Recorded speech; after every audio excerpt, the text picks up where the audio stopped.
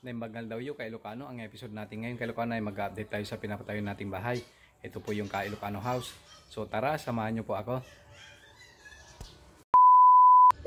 Mag-update lang tayo sa pinapatayo nating bahay kay Ilocano.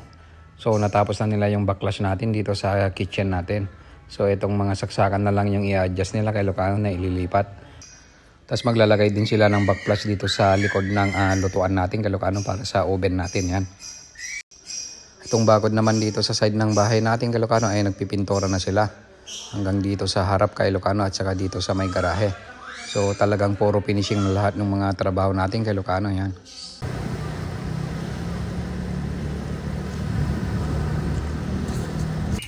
Tinatanggal na nila yung gabundok na nagtanggalan ng tulugan natin kay Ilocano. So pinapatag na nila dito sa harap.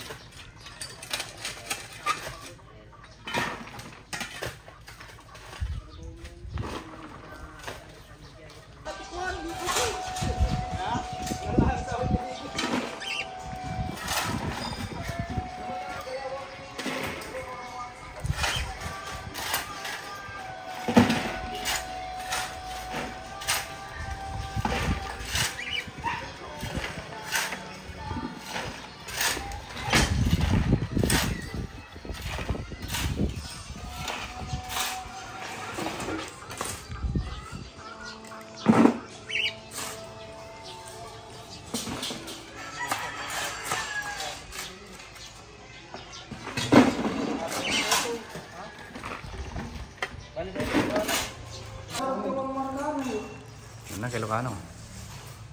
Naglalagay na sila ng aircon natin dito sa sala. Bale 3 horsepower daw yung ilalagay nila kasi nga malaki yung sala natin tapos high ceiling tayo. Kaya yan na. Daikin yung brand natin kay Ilocano, yan. Inverter na rin yung aircon kay Ilocano para nga mas matipid na rin sa kuryente. Dan sapay motor nga na kabel na mesa, ano niya?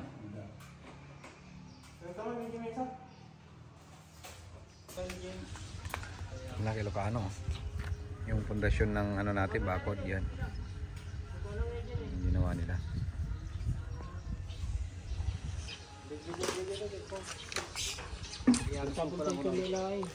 Yan po pala mo lang. So nakapagpatayo na sila ng poste natin. Kaya lang bubuhusan na lang nila bukas para masemento yan. Yan.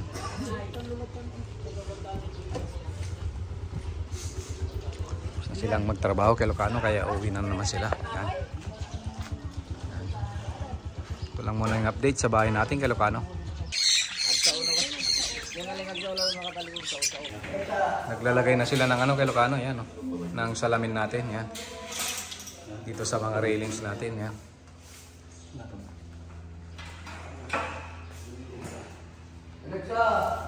Para sa ano natin kay Ilocano, yan.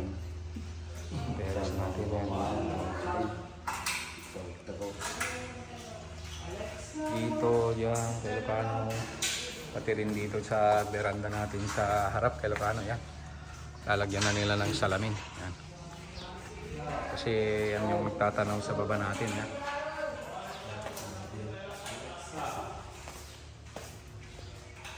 Kasi ano kalong magdete sa Arming na, no? 3.8 na? 3.8? O pares damin dito yung ginijawarin niya. Ay patita. Hindi ko na. Yan na kay Ilocano, yan.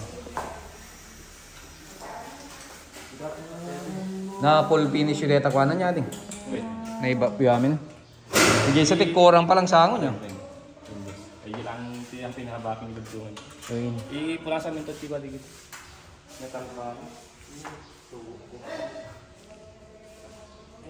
So yun na kay Ilocano.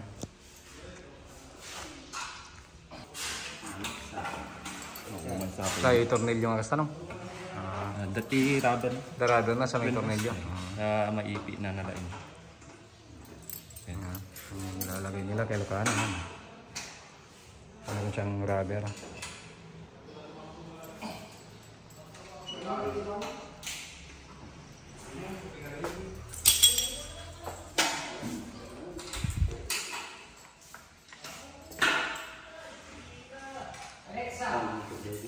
So ito naman yung view kay Ilocano pagka nandito tayo sa baba sa salas yan.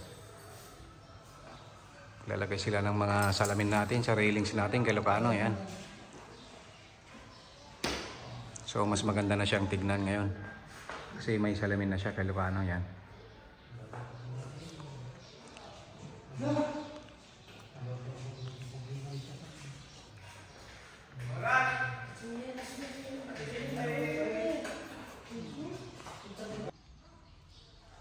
So nakumpleto na nila yung railings natin dito sa kay Ilocano sa may high ceiling natin yan.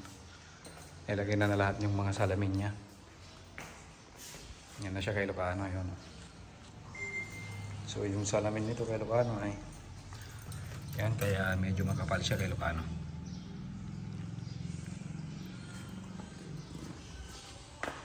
Yan. Hindi naman siguro so madaling mabasag. Yan siya.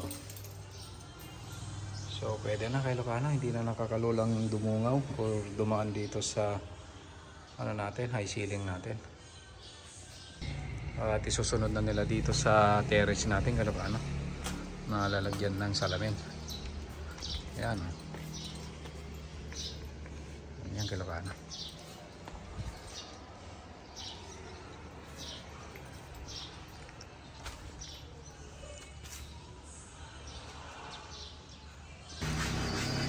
Naglalagay na rin sila ng salamin dito sa terrace natin kay Ilocano. Ayan.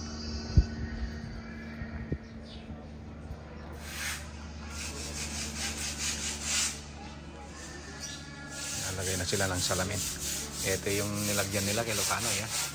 Minelding nila tapos meron silang nilagyan na kanyang kay Ilocano na may rubber po. Yan.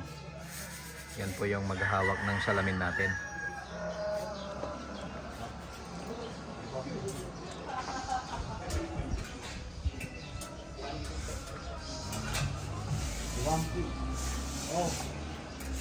Sobrang init ngayon dito sa Ilocos kay Ilocano.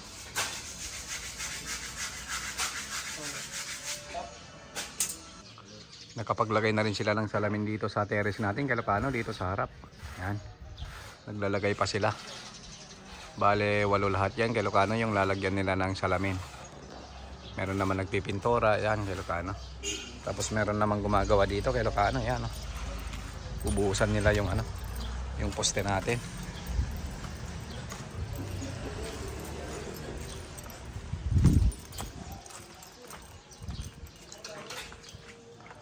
Yan kay Ilocano naglalagay sila dyan. Yan.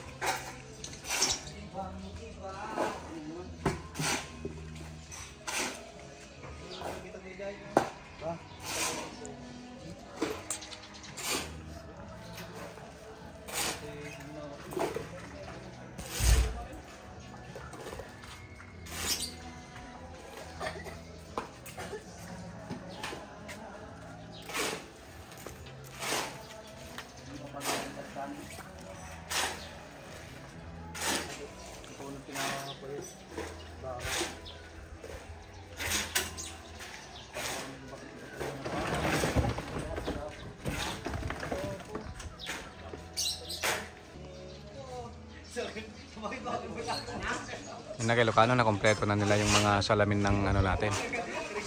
Mga sa terrace natin at saka sa railings natin sa high ceiling natin.